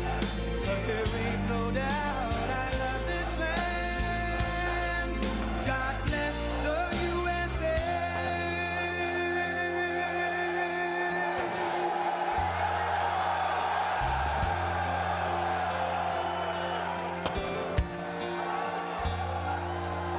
From the lakes of Minnesota to the hills of Tennessee, across the plains of Texas, from sea to shining sea, from Detroit down to Houston and New York to LA, where there's pride in every American heart, and it's time we stand and say that I'm proud to be an American, where at least I know I'm free, and I won't forget the men who died, who gave that right to me, and I gladly stand up next. All right, folks, once again, you're looking at an earlier feed from President Donald Trump, and you just heard, of course, from Defense Secretary Pete Hegseth previously on this visit to Fort Bragg, North Carolina today. And this is part of the marking of the 250th anniversary of the U.S. Army, where we'll hear eventually the president speaking on multiple topics, but he did address kind of split screen here as we see live images of protests in LA, and in fact some arrests going on in that bottom right corner of the screen, or at the very least some detainments happening. We heard the president address those protests and some of the backlash that he's faced from some folks about his deployment of troops to respond to what's going on the West Coast. So we heard today, and we'll hear once again as we await some of the president's address, rhetoric like animals and foreign enemy being used to characterize folks who have been protesting in Los Angeles. He defended his deployment of the military. We talked about California National Guard being deployed, Marines being deployed. But some strong language we hear from the president here in this address regarding the protests. And he continued to denounce the folks who are taking to the streets there in LA. And quite frankly, we're seeing across the country because, you know, here on Live Impact News, we've shared feeds with you coming from LA and Dallas and Boston and North Carolina. Even here in Charlotte, we did see some protests that were taking place outside the government center yesterday. And really just perpetuating the ongoing dialogue that we see here. How do folks feel about the situation? You know, as it develops, we hear that dialogue continue from folks on either side. Sounds like the president is speaking now here, so let's listen in once again. Fort Bragg, his visit here from earlier today. The USA, great place, great group. I want to thank so many incredible soldiers and paratroopers, pilots, warriors for that awesome display of pure, unrivaled American military might. I just saw something that was crazy. You don't want to mess. I've been saying a long time, we have the best. Nobody even comes close, but they just gave me a display that you might be lucky not to see it, because it's a little scary. It was beautiful to watch. Let's hear it for the Army Special Operations and Command and the 82nd Airborne Division and the 18th Airborne Corps. What a show it was, and what a show it continues to be. And Saturday is going to be a big day in Washington, D.C. You know, a lot of people said, we don't want to do that. I say, yeah, we do. We want to show off a little bit. You know, recently, other countries celebrated the victory of World War I. France was celebrating, really. They were all celebrating. The only one that doesn't celebrate is the USA, and we're the ones that won the war. Without us, you'd all be speaking German right now. Maybe a little Japanese thrown in. But we won the war. And we don't celebrate, but we're going to celebrate on Saturday, and we're going to celebrate from now on. We're going to celebrate our greatness and our achievements. This week we honor 250 years of valor and glory and triumph by the greatest fighting force ever to walk the face of the earth, the United States Army. For 2.5 centuries, our soldiers have marched into the raging fires of battle and obliterated America's enemies. There's never been anything like it. There's never been a force like this. And I rebuilt it. I gave you so much money for 4 years. It was crazy. And we just approved our largest budget for military operations, over $1 trillion. We've never even come close. But our army has smashed foreign empires, humbled kings, toppled tyrants, and hunted terrorist savages through the very gates of hell. Our soldiers do not rest until they win. You know that better than anybody. From June 1775 to June 2025, those foolish enough to challenge America's army have been met with unyielding strength, unbreakable spirit, and unstoppable, overwhelming force. Time and again, our enemies have learned that if you dare to threaten the American people, American soldier will chase you down, crush you, and cast you into oblivion. That's what happens, unfortunately. That's what happens. Doesn't sound very nice, but it's true, isn't it? The last sound you ever hear will be the chilling howl of Black Hawks in the dead of night, the thunderous boom of artillery fire, or the ferocious roar of a U.S. Army infantry brigade charging over the horizon. That brigade is going to charge like you've never seen before, and hopefully I can keep you out of that, but if I don't, you're ready. Is that right? If I can keep you out of it. If I keep you out of it, that's okay, but if we need it, you're ready. You know, it's called peace through strength, isn't it? Peace through strength. For our adversaries, there's no greater fear than the United States Army. They all fear us, and we have the greatest force anywhere on earth. You know, you read different stories that others are building and building and building. We have a force like no other. They said it would take 5 years to defeat ISIS. We did it in 4 weeks. 4 weeks. We let him go.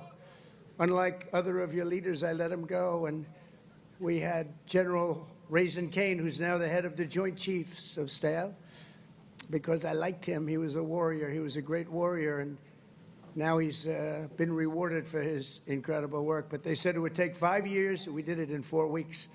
Someday I'm going to ask him to explain that one to me. But it was the television generals that said that. The real generals got out and fought, and nobody fought like them ever. But for the American people, there's no greater pride, because you are the righteous sword of American justice and the ultimate shield of American freedom. This week we remember that we only have a country because we first had an army. The army was first. In fact, the army was even before the country. You know that, right? 1 year before the country. After 250 years, we still proudly declare that we are free because you are strong. You are so strong. We're safe because you are brave, and America's flag will never fall because America's army will never, ever fail. Never going to fail. Every branch of the armed forces has played a critical role in protecting our nation, but no one has done more fighting, bleeding, and winning than the U.S. Army. Nobody's done that. The Army has earned more combat medals and more battle ribbons than any other service, and 70% of all of the medals of honor. We give away medals of honor all the time at the White House to try to... All right, folks, we're breaking in here with a new update that we just got a moment ago from our Kaylin Hagwood, who we shared was working on this case out of Burke County, getting the very latest updates on the 3 kids who were hit by a car while they were on the side of the road selling lemonade at a lemonade stand. We wanted some clarity on who was being charged, and she has shared with us from troopers here this brand new information that apparently the person who hit the kids themselves is not being charged. Rather, there's another driver, when we mentioned this before, when we shared the latest update just a few moments ago here on Live Impact News, there was another driver who was apparently involved in the interaction, this encounter with the children. So This is what Kayland is sharing with our team here from North Carolina Highway Patrol. Kids were selling lemonade at that home on Conley Road. Investigators say that there was a driver that was trying to get into the roadway. They were kind of entering from a trailer park that was across the street. At the same time, another vehicle was coming down Conley Road, and troopers say that this driver that was coming from the trailer park trying to come onto Conley Road did not yield, and that is what caused the other driver, who was already on the roadway, to veer off the roadway and hit the kids. So once again, the actual driver who hit these children will not be facing charges in this case. Rather, the other driver, who troopers say caused the issue between the two vehicles, failed to yield, failed to let the other driver in the area continue on the roadway, forced that driver to hit the kids. So we're waiting for some names here. Of course, if we get that, we'll break back in with that information, but we'll just remind you the charge that we got, this was earlier that troopers told us, is failure to yield the right of way causing serious bodily injury. And we talked about how the 3 kids had to go to the hospital. 2 of them were airlifted, critical condition. The third one had to go to the hospital via ambulance, and we heard has since been released. The driver apparently, who also, was charged here, we're learning, was not arrested. They're not in jail, and they could face more charges in this case. So we'll remind you too, we have a full article for you to look into at WCNC.com inside the WCNC Charlotte mobile app, and Kayland is going to be giving us updates throughout the evening, so keep it here on Live Impact News. You never know when we'll break back in with an update, and she'll have the very latest for us here on WCNC Plus as our 11 o'clock newscast comes on. All right, a couple things. We kind of wanted to set the table for the next maybe half hour or so here of our Live Impact News stream. Obviously, we have the president's remarks that we can come back to out of Fort Bragg from earlier today. We wanted to share, as we are also watching some of these feeds from LA of the protests, and in some cases it looked like there were some arrests or some detainments happening in that bottom right feed that we have for you in this 3 box. We're also awaiting a press conference from LA Mayor Karen Bass. And so we're told that that was actually supposed to come at the quarter hour, so 8:15 our time here on the East Coast. Looks like she's running a little bit behind, but we just wanted to share that with you, that as soon as she takes to the podium and presumably will comment here on the protests and also some of, the back and forth between California leadership, LA leadership, and the Trump administration, we will take that feed for you here and carry it live for you here on Live Impact News. Still an empty podium meantime, so we'll send you back now to some of our 3 box here with the protests we're seeing, and then of course President Trump from earlier today. And we know in this address here from Fort Bragg, he did address some of the protests that we've been seeing nationwide. And Fort Robert E. Lee. We won a lot of battles out of those forts. It's no time to change. And I'm superstitious, I like to keep it going, right? I'm very superstitious. We want to keep it going. So that's a big story. We just announced that today to you for the first time. They said, why didn't you wait till Saturday? I said, I can't wait. I got to talk to my friends here today. This is a record crowd. You never had a crowd this big. That's an honor. You think this crowd would have showed up for Biden? I don't think so. I don't think so. Maybe I'm wrong. I want to thank so many great leaders here today, including Secretary of Defense Pete Hegseth, who's been great. By the way, Pete, thank you. And he went through the wars, Pete went through the wars. He had to get through a very hostile group of people that I think really don't want to see America be great again, maybe, or something, but he persevered and he got there, and he's doing a fantastic job. Great job, Pete. Thank you very much. Secretary of Veterans Affairs, Doug Collins, a fantastic man. Thank you, Doug. You're doing a great job. Doing a great job. Way up from the last administration, Veterans Administration. It's way up. You saw the recent poll. The people are happy. They weren't happy a couple of years ago. They were really happy 5 years ago, but it went downhill from there. We did so much. We got you medical, if you had to wait, if you had a delay at all, you go out to see a private doctor, we pay the bill, you take care of it. You don't wait for 6 months and end up getting very sick on something that could have been done with a little shot or a pill. We did that. Then they wanted to drop that. I said, we're not dropping it. But, Doug, I'm proud of you. I just heard some great things. Thank you very much. The Secretary of the Army, a really brilliant young guy, went to Yale, can't have everything. Top student, Dan Driscoll. Thank you. Thank you, Dan. And we have your senators, Senator Ted Budd and Senator Tom Tillis. Thank you, fellas. Thank you. Thank you. Congressman Richard Hudson, Pat Harrigan. Where's Pat? Pat? Good, Pat. You're doing great. You guys are amazing. And we have the big brass, General Andrew Pappas. General, thank you. Thank you, General. Doing a great job. General John Braja. John, thank you. Great job. Thank you for today, John. General Greg Anderson. Thank you. Thank you, Greg. Thank you. Sergeant Major of the Army, Michael Weimer. And before going further, I want to say a few words about the situation in Los Angeles, California. Have you heard of the place? Where I've deployed thousands of National Guard troops and hundreds of Marines to protect federal law enforcement from the attacks of a vicious and violent mob. And some of the radical left, they say, oh, that's not nice. Well, if we didn't do it, there wouldn't be a Los Angeles. It'd be burning today, just like their houses were burning a number of months ago. Generations of Army heroes did not shed their blood on distant shores only to watch our country be destroyed by invasion and third world lawlessness here at home, like is happening in California. As Commander-in-Chief, I will not let that happen. It's never going to happen. What you're witnessing in California is a full-blown assault on peace, on public order, and on national sovereignty carried out by rioters bearing foreign flags with the aim of continuing a foreign invasion of our country. We're not going to let that happen.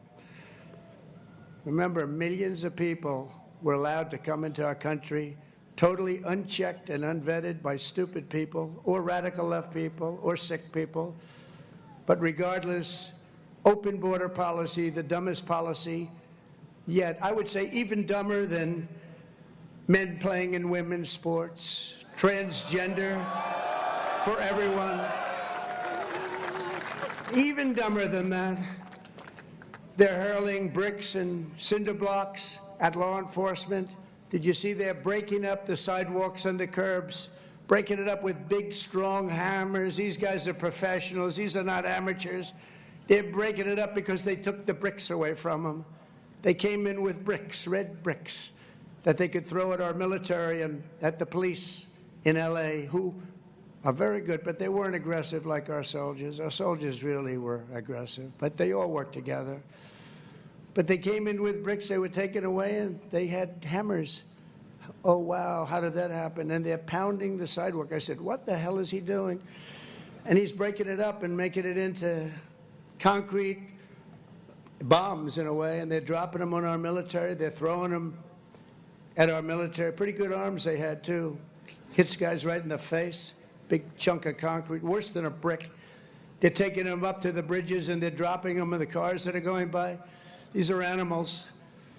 But they proudly carry the flags of other countries, but they don't carry the American flag. They only burn it. Did you see a lot of the flags being burned? They weren't being burned by people from our country or from people that love our country. People that burn the American flag should go to jail for 1 year. That's what they should be doing. 1 year. And we'll see if we can get that done. We're going to try and get that done. We're working with some of your senators. I know Senator Josh Hawley is very much involved. And I know the two senators from here. I think you guys, are you guys in favor of it? Boy, would this be a bad time for them to say no. I got you. I got those 2 votes.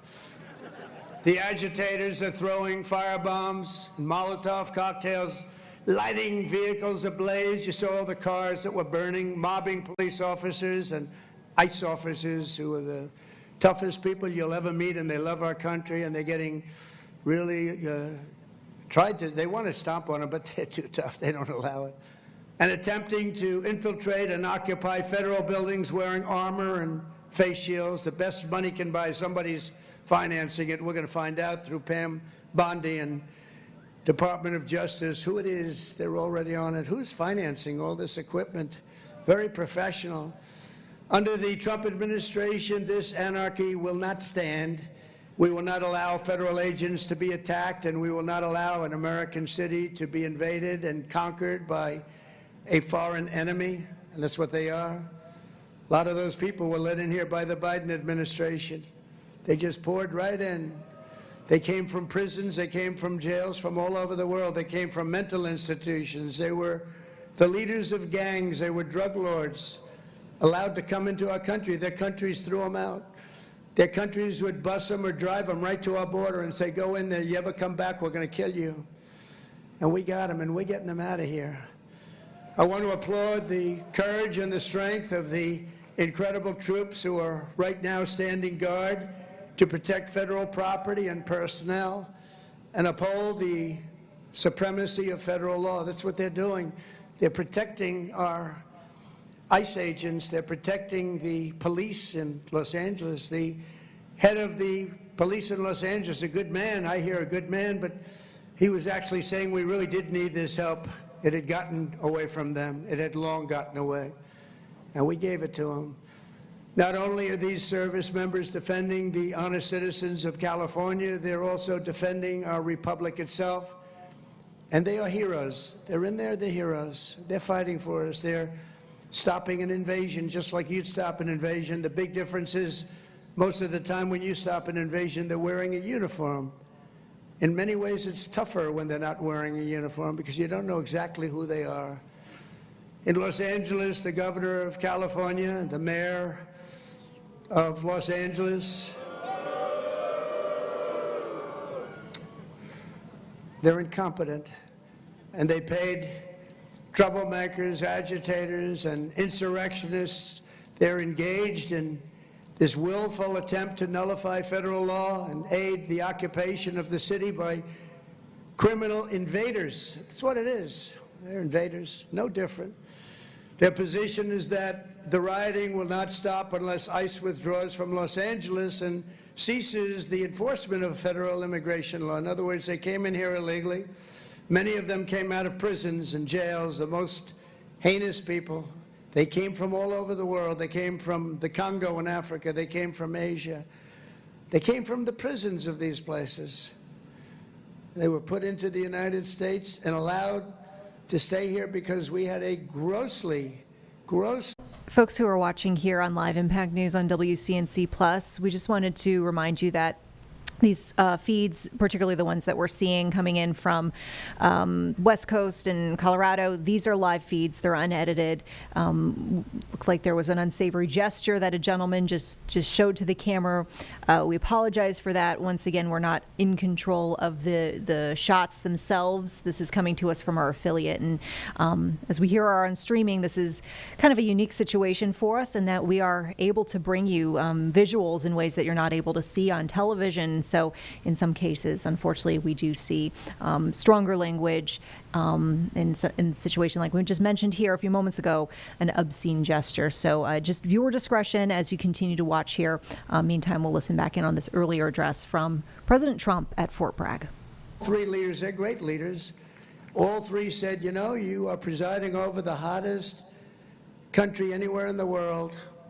And they said the exact same thing. They said 6 months ago, it was the coldest country. I'll tell you, it changed on a date. You know what November 5th was? It was the election of a president that loves you. And that's when it all changed. That's when it all changed. Within the span of a few decades, Los Angeles has gone from being one of the cleanest, safest, and most beautiful cities on earth to being a trash heap with entire neighborhoods under the control of transnational gangs and criminal networks. It's horrible what's happened so quickly. As the entire world can now see, uncontrolled migration leads to chaos, dysfunction, and disorder. And you know what? They have it in Europe, too. It's happening in many of the countries of Europe. They don't like it when I say it, but I'll say it loudly and clearly. They better do something before it's too late. Very simply, we will liberate Los Angeles and make it free, clean, and safe again. It's happening very quickly. The one big, beautiful bill, you've heard about it. We call it the one big, I was on one of the television shows, I think Deface the Nation. Ladies and gentlemen, Deface the Nation. It's actually called Face the Nation for those of you that are smart enough not to know, because you're better off not knowing. But I was on one of the shows, and I said, we got to get a great bill. They said, would you like it to be one bill, or would you like it to be 7 or 8 bills? They said, I want one big, beautiful bill. And the Republican Party liked that statement. They call it one big, beautiful bill, so that's good. And that's what it is. It's great. And it's currently before Congress. It provides all necessary funding for ICE, for Border Patrol, and for the Department of Defense. And I told you, at a level that we've never had before, over $1 trillion. We better get that bill approved. Otherwise, your helicopters and your planes and your equipment's going to start to look a little bit old, General. You better push your favorite congressman. You better push these 2 senators. I think they're in good shape, however. But we got to get it approved. And those congressmen by you are all 100%. I don't even have to talk to them. They've been so great. So I want to sign this into law immediately, and with the signing, so many great things will happen to our country. No tax on tips. Think of that. No tax for seniors on Social Security. No tax on overtime. They're going to pay for themselves. And if you get a car, and if you borrow money to buy the car, we're going to let you deduct the interest payment if it's a new car made in America. Only if it's made in America. If it's made in Japan or China or any place else, we're not really interested in your deduction. I was elected winning all 7 swing states, the popular vote by millions and millions of votes, in all counties throughout America by 2,750 to 525. That's what I call a big number. But this is a mandate from the people to restore the sovereign borders of the United States, and that is exactly what we're doing. Not only the borders, the financial institutions, and our country itself. We will not be deterred, and the mob in Los Angeles or anyone else, anywhere else, will not succeed. They don't even have a little chance. And I will be calling you early as I see this happening, because you could say a governor could call, but they don't call.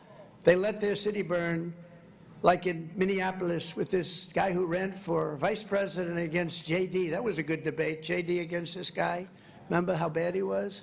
That was one of the, I said, J.D., there's never been a man like you're competing against. This is the worst. I think he's running for president, too. Can you believe it? But he's a radical left lunatic, and I'll never forget, in Minnesota, that city was burning down. Minneapolis was burning down. It was going to burn to the ground, and he wouldn't call the guard. And I waited for a long time, and I called the guard, and I saved it, but I wish I would have called it the first day. And I said, you know, if this ever happens again, because I was thinking about running because the election was rigged and stolen, we all know it. I said, we're going to run again, and if I win, which I hope, remember, we're going to make it too big. Breaking in right now with some information that has just come into the Live Impact News studio. There is a shooting reported in the northwest Charlotte area. We've got the map pulled up for you. It looks like there could even be some delays. I don't know if there's a large scene. We have sent someone, by the way, so we have a photographer heading to the scene to try to get us some images from here. But nevertheless, it looks like there are some folks slowing down as they pass by. So maybe there's a visual that they are seeing as they pass the scene. But this is Brookshire Boulevard, and this is the 6300 block. So this will be north of Oakdale Road, just south of Fred D. Alexander Boulevard. We're hearing from medic. One person is facing life-threatening injuries at this hour. They are at one of the local hospitals here getting treatment, and we'll wait to see if we get any updates on their condition. But once again, breaking here into the Live Impact News studio, our crew on the way to reports of a gunshot wound on Brookshire Boulevard, 6300 block just north of Oakdale Road. One person treated for life-threatening injuries and transported to Atrium Carolina's Medical Center. Updates, of course, to come on the news at 11 as you keep it here on WCNC+.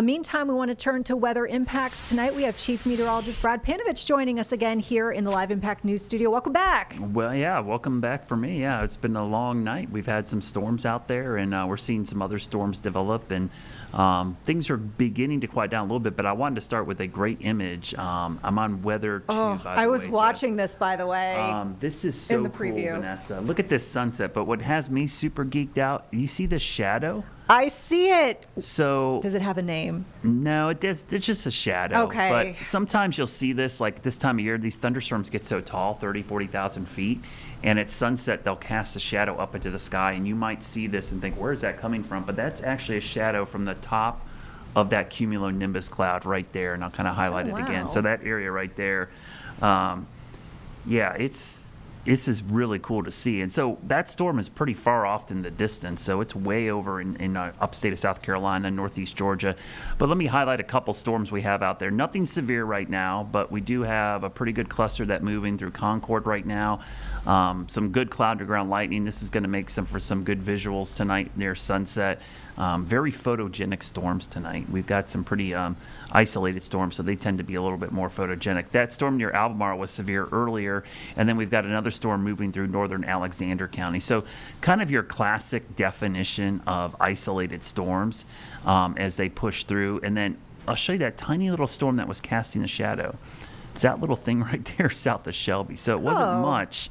But there's not many storms out there. It hasn't really been like a severe night. Last night was much worse at this point. We had much bigger storms. In fact, earlier we mentioned we had 2 tornadoes touch down to the south, one in northeast Georgia and one in the Columbia area with that cluster of storms last night. Poor Columbia has been clobbered the last 4 or 5 days with severe weather, whereas we have not seen much up this way, Vanessa. Well, actually, I was going to ask you because we had some information, I believe it was in the 3 o'clock hour of Live Impact, where we had gotten a few more details about the tornado that was outside Columbia. Yeah. And I think it was 95 mile per hour winds, more than 6 miles was the track. Yeah, it was That sounds long. Yeah, it was actually pretty wild, too. Let me see if I can find my tornado track here because it was 200 yards wide, too. And it hit the area of northern Lake Murray, the Chapin area, if you're familiar with that. I was just talking to my friend. I have a friend that lives down in the Chapin area. They're actually not there. They're out of town. But their kids were home. They're older kids. And they said it was a mess. They were running on generator and cleaning up trees all day. So I'll see. Now, that's the old one. I'm going to see if I can find the new one here.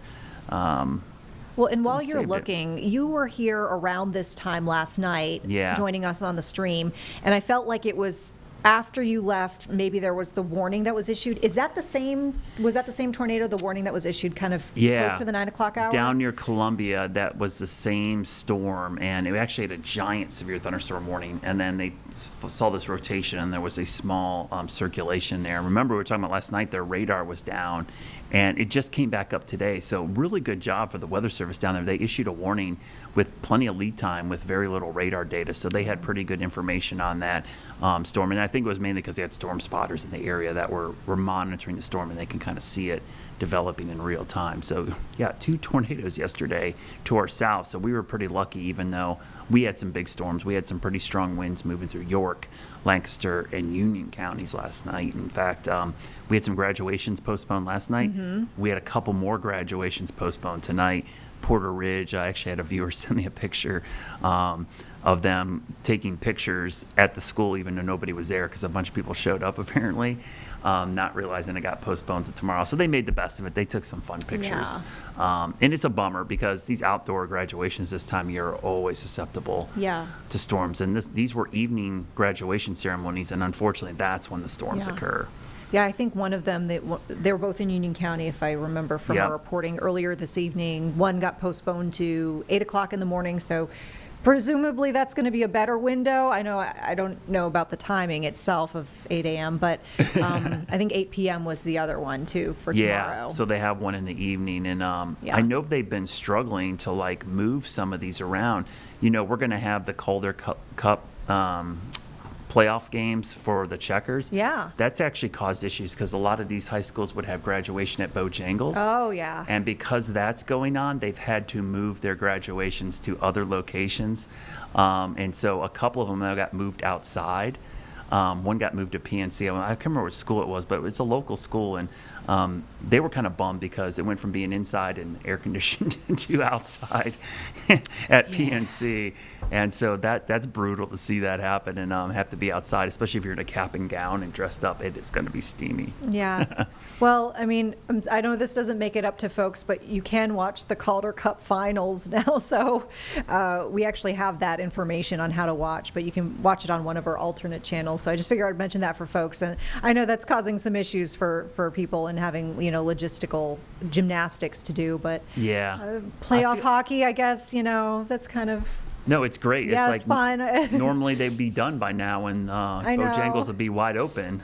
But it's a good thing. They got moved because they're in the Calder Cup and finals, and so that's great. That it's going to be on 36.2, our dot 2 station, which is, I think, was that True Crime? True normally? Crime, yeah. So if you're searching for that, that's actually a broadcast channel, which is great. So if you have an HD antenna and TV, you can watch it over the air. It's free. You don't have to have a streaming service or a cable provider. You can watch that over the air. That's going to be really cool. Were you about to say rabbit ears? Yeah, rabbit ears will work. But the great thing about digital, I mean, I was talking to one of my neighbors about the other day. He was actually asking about our Impact News and, where he could watch it now. Some of you have downloaded an app, and he was talking about cutting the cord, but one of the things he was going to do was actually get an antenna to watch local stations and then just stream everything else. And that's where I think like WCNC Plus can come in really handy because he can watch all our newscasts right here and then get all our other coverage, and he won't have to use his rabbit ears. Yeah, yeah.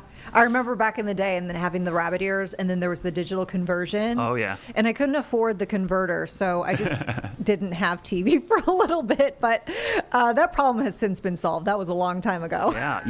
One of the new big problems are a lot of the newer TVs don't have a tuner built into them. And so because they're smart TVs, they're just built for streaming. And so there's nowhere to put an antenna because there's no HD tuner built into the TV. They've kind of started taking those out to save money. Yeah. But you can buy little sticks, basically USB sticks that go in the back and take care of that. So it's a crazy, to think about broadcasting is actually making a little bit of a comeback as people cut the cord and want local stations.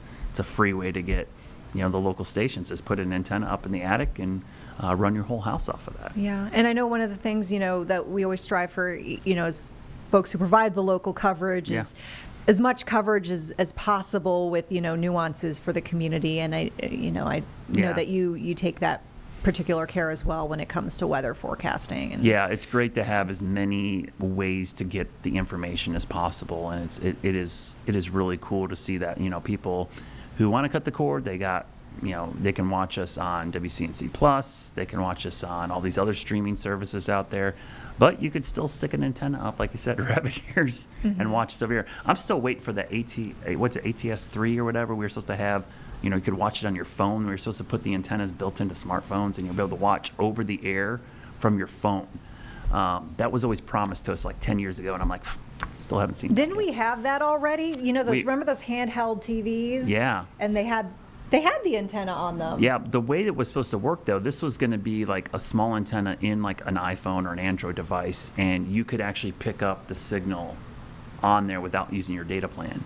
So it was like a cool way to watch TV. And so who knows, that might come back. It's always great, with all the technology we have, sometimes the old school's technology will come in handy, especially if we have our power outages or, down a solar storm. Let's hope we don't have that. Hopefully not tonight. No. All right, Brad, we're coming to a close here on Live Impact News. Thank you so much. We'll be back for 11, both of us, for the regular newscast at 11. And in the meantime, we turn you to the next hour of programming.